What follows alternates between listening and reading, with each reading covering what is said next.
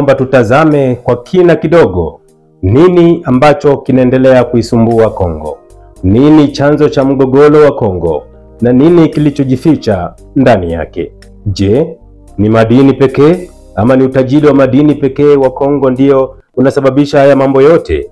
Hebu ungana nami hapa Nyikani TV Afrika tuzungumze. Tunaelezwa kwamba ushindani katika kuyapata madini ni chanzo kikubwa cha vita kati ya vikosi vya DRC Congo FARDC na kundi la waasi la Machi 23 Movement maarufu kama M23 linaloungwa mkono na Rwanda katika mikoa ya mashariki, kaskazini na kusini mwa Kivu. Hifadhi ya madini ya DRC Congo ni mojawapo ya hifadhi kubwa ya madini duniani. DRC Congo kuna bati, tantalum, tungsten, 3T na coltan. Pia nchi hiyo ina takriban asilimia 70 ya hifadhi ya cobalt duniani, nyingi ikiwa mashariki.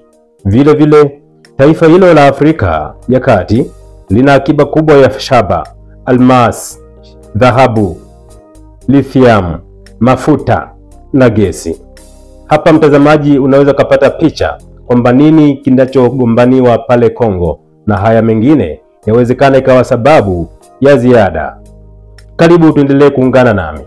Ingawa baadhi ya rasilimali hizi bado hazijatumiwa, cobalt ambayo ni muhimu kwa kuwasha betri za lithium katika simu za lununu, magari ya umeme na sigara za kielektroniki, imekuwa muhimu sana, kwani ni muhimu kwa makampuni makubwa ya teknolojia duniani kote. M23 walioteka mji mkuu wa Kivu Kaskazini wa Goma tarehe 26 Januari mwaka 2025 na mji mkuu wa Kivu Kusini wa Bukavu. M23 na madini ya DRC Congo. Tuitazame pia hii. Jamhuri ya Kidemokrasia ya Kongo kwa muda mrefu imekuwa ikishutumu Rwanda kwa kuunga mkono kundi la M23 ili kutoa udhibiti wa rasilimali zake za madini. Rwanda inakanusha madai hayo, huku ikishutumu DRC Congo kwa kushirikiana na wanamgambo wa Kihutu wa FDLR wanaohusishwa na mauaji ya kimbari ya mwaka 1994 dhidi ya Watusi nchini Rwanda. Kundi la M23 limeonyesha nia ya dhati ya kuchukua maeneo yenye madini mengi na kudhibiti njia muhimu za ugavi huko mashariki mwa Jamhuri ya Kidemokrasia ya Kongo. Kutekwa kwa Goma kuliashiria ongezeko kubwa zaidi la mzozo huo tangu uanze tena mwaka 2021. Goma iliyoko kwenye mwambao wa kaskazini wa Ziwa Kivu na inayopakana na Rwanda ni nyumbani kwa zaidi ya watu milioni 2 na iko katika moja ya maeneo tajiri zaidi ya madini duniani. Jiji hilo pia hutumika kama lango la kuingilia katika baadhi ya maeneo yenye utajiri mkubwa wa madini. M23 inadhibiti sehemu kubwa ya uchumi wa madini huko kaskazini mwa Kivu, haswa kwa kukamata eneo la uchimbaji madini ya Rubaya mwezi Aprili mwaka 2024. Mgodi mkubwa zaidi wa coltan katika eneo la Maziwa Makuu. Kundi hilo la waasi lilipoteka Rubaya lilianzisha utawala kutoa vibali vya uchimbaji madini na kutoza ada za kila mwaka kwa wachimbaji na wafanyabiashara. Serikali inapambana kurejesha udhibiti wa eneo hilo. Maeneo yote ya uchimbaji madini yaliyo katika maeneo ya Masisi na Kalehe, hasa eneo la Rubaya na Nyabibwe, yako chini ya udhibiti wa M23 au AFC, Congo River Alliance. Vyombo vya habari vya ndani vinasema hifadhi ya madini ya M23 imeongezeka na inazalisha kiasi kikubwa cha fedha. Tovuti ya taarifa inayomilikiwa na watu binafsi ya Rwanda iliripoti tarehe 27 Januari kwamba pamoja na silaha, M23 sasa ina rasilimali muhimu za madini kama vile cobalt, coltan na dhahabu. Radio ya Virunga Business ya DRC Congo iliripoti tarehe 18 Novemba mwaka 2024 kwamba M23 ilikuwa ikizalisha takribani dola za Kimarekani 9,70,000 kwa mwezi kutokana na uchimbaji haramu wa coltan huko Rubaya. Ilinukuliwa ripoti ya tovuti ya iliyofuatilia madini na nishati ya DRC Congo ya Mayonnaise.cd. Idadi hii ni zaidi ya mara 3 ya makadirio ya Umoja wa Mataifa.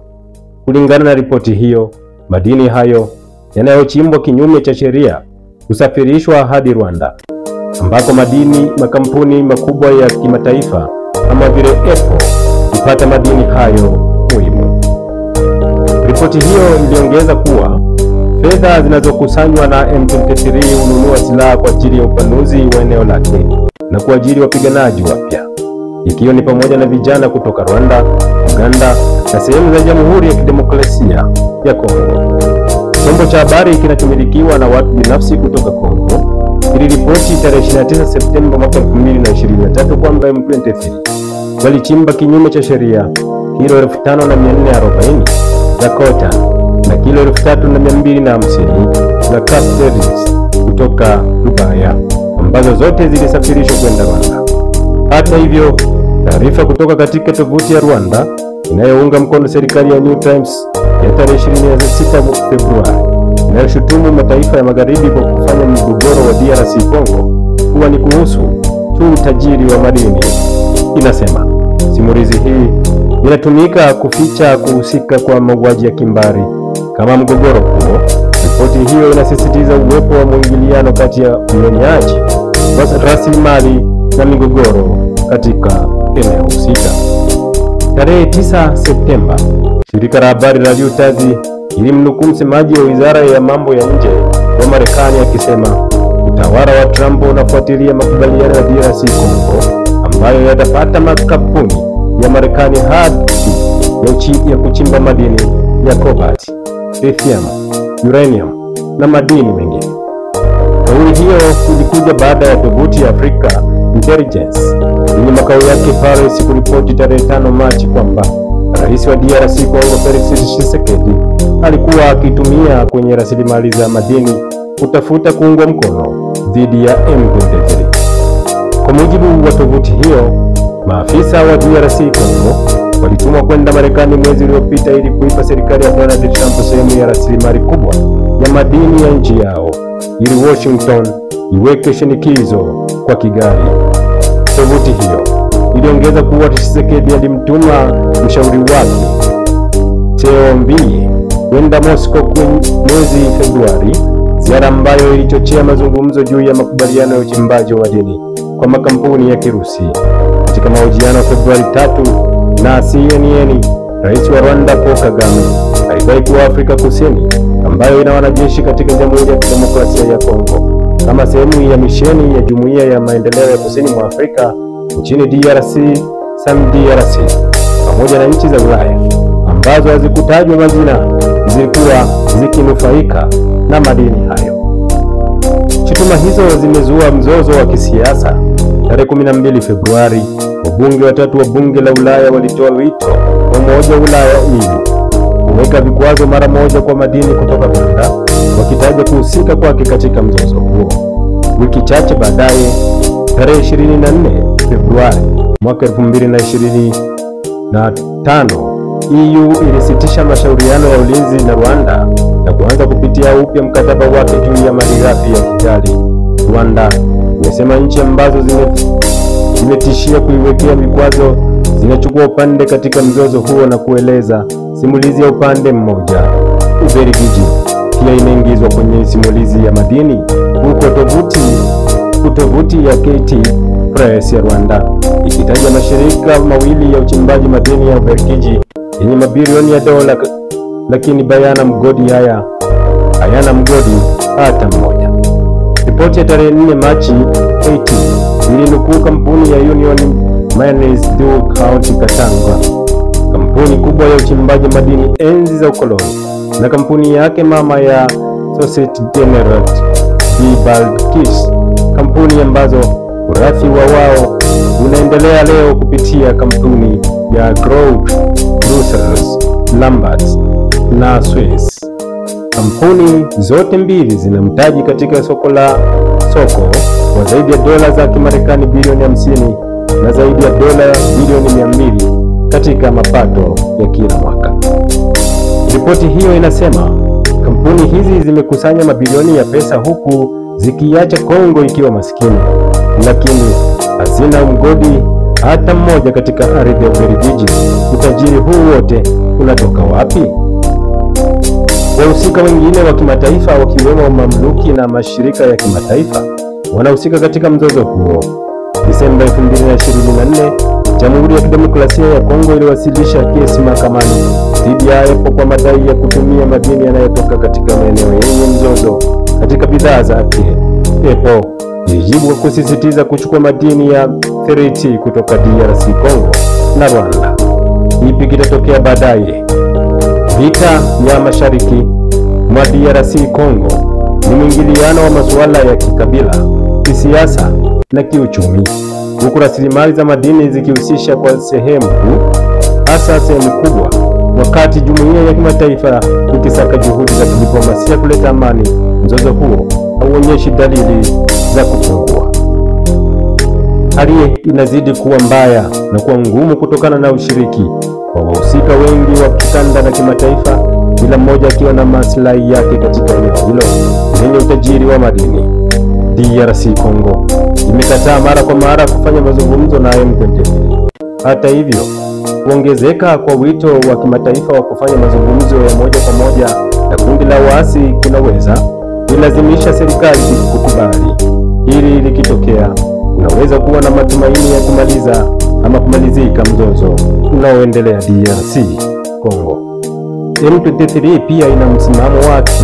Katika mahojiano Mei 2024, kiongozi wa waasi Sultani Makenga alisema wataacha kupigana hadi watakapoiangusha serikali ya Jamhuri ya Kidemokrasia ya Kongo. Rwanda imesisitiza kuwa jumuiya ya kimataifa lazima ielewe wasiwasi wa usalama wa Rwanda na kusema kuwa haitaruhusu mauaji mengine ya halaiki na kuahidi kuchukua hatua zinazohitajika ili kujilinda. Wakati vita hivyo pia vikitishia kusambaa katika mataifa jirani na kuchochea ukosefu wa utulivu katika eneo la Maziwa Makuu, Rais wa Burundi Evariste